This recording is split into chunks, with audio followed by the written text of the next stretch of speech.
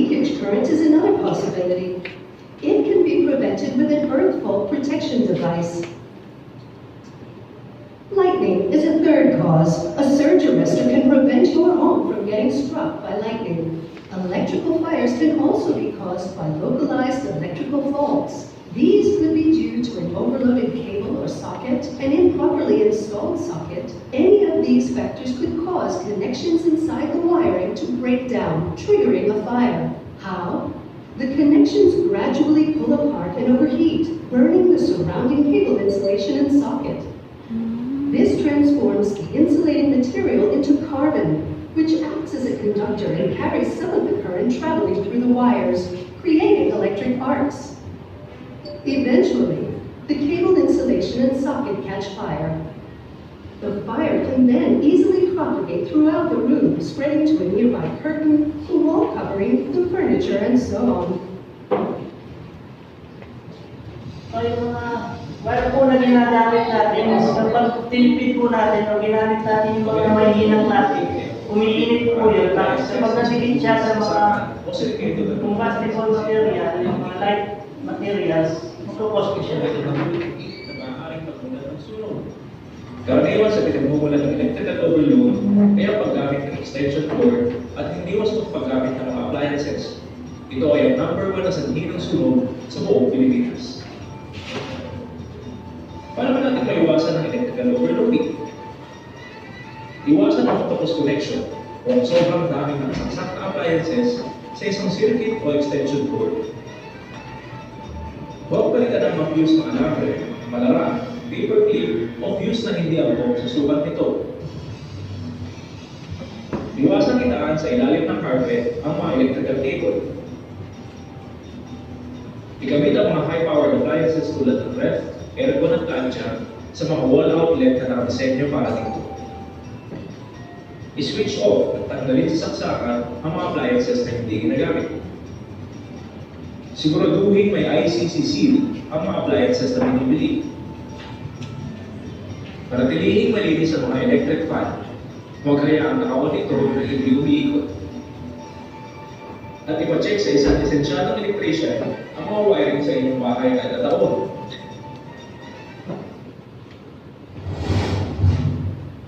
Yearly po, kung may budget tayo is ipacheck natin.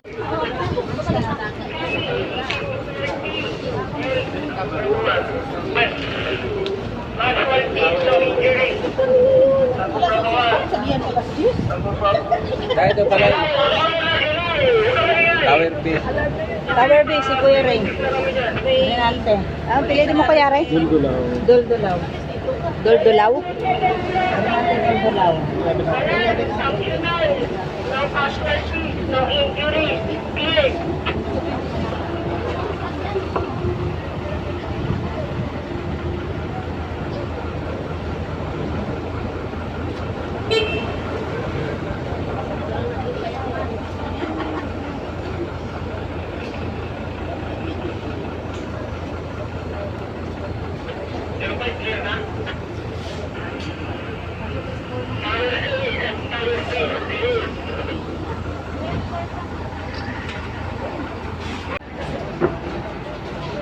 Sino ba mag-stop ng TV?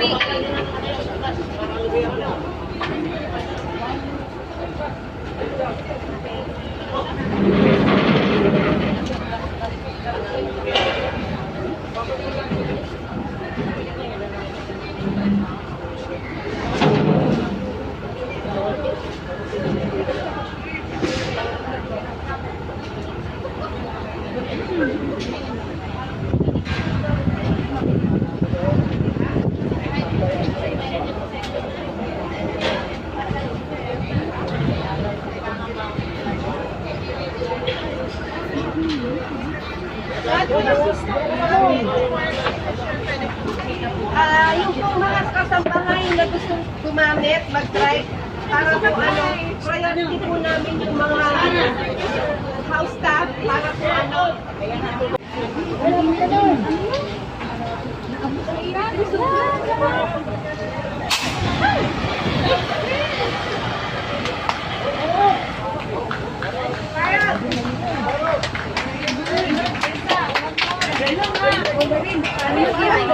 Handa ka.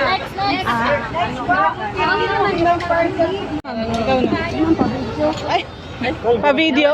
Okay. Ma'am, gawin mo muna yung tipas. Tipas mo na, ma'am. Ano sabi ko kanina? Sige ma'am, nakasan mo. Madali lang yan. Twist mo lang yan. Sige ma'am, Sige lang. Yan. Perfect. Pull. Sige, ma'am. Pull. Yan. Then, aim another. Yan. Sige, ma'am. Sir. Dito mo ma'am.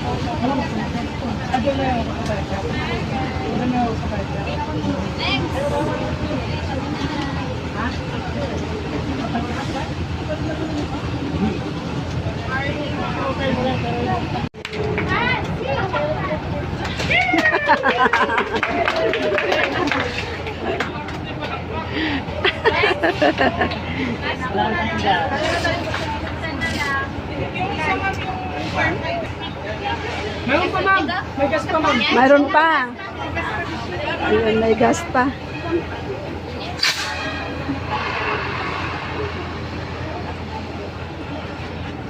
Sige, isa sa inyo. Pwede isa sa kanila. Si ano lang.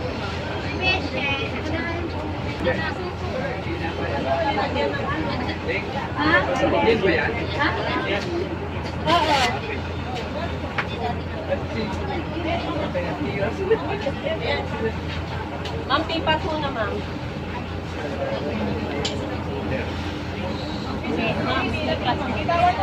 Bitawan mo ma'am.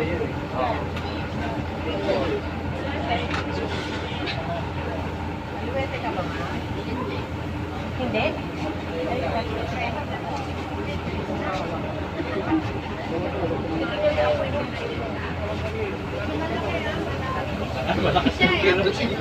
Yan, ayan.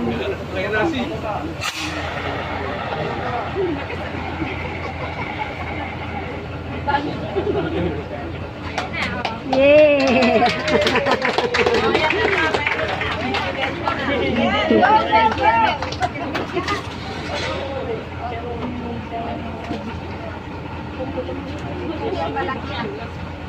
Dapat tayo mapuya.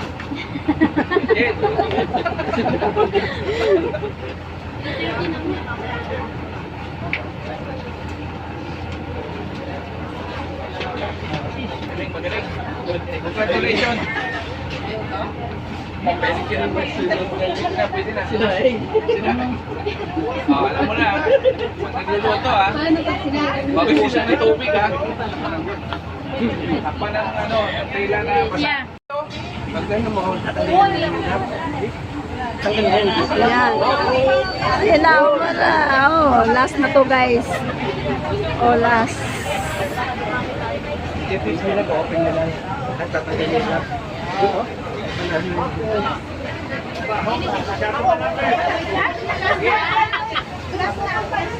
Oh, okay na. Go. Go, go, go. Lakas ng hapon.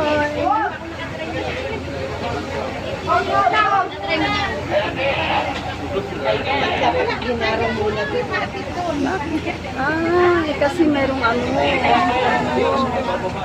May bababa. Oo. Oo nga, may bababa.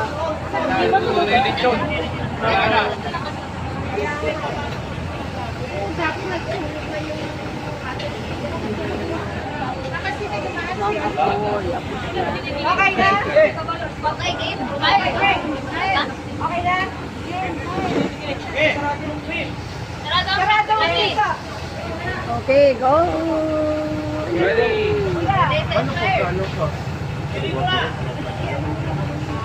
Go,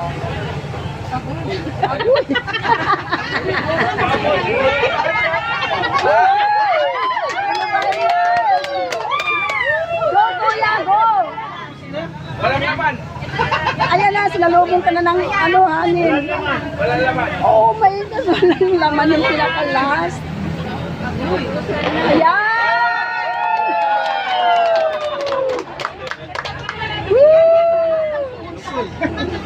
Ayun, may laman pala eh.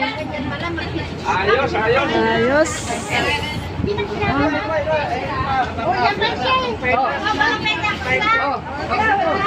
Ikaw, ito si ate. Ay, may pahabol. Years ka na dito, sabi mo wala kang anak. Nasunog yun. Salamat, 18 years ko nasunog sa Ritz, tama. Yeah.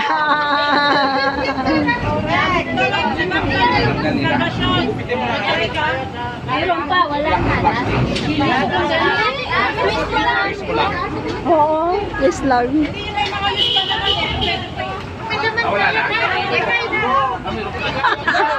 Wala pang sunog.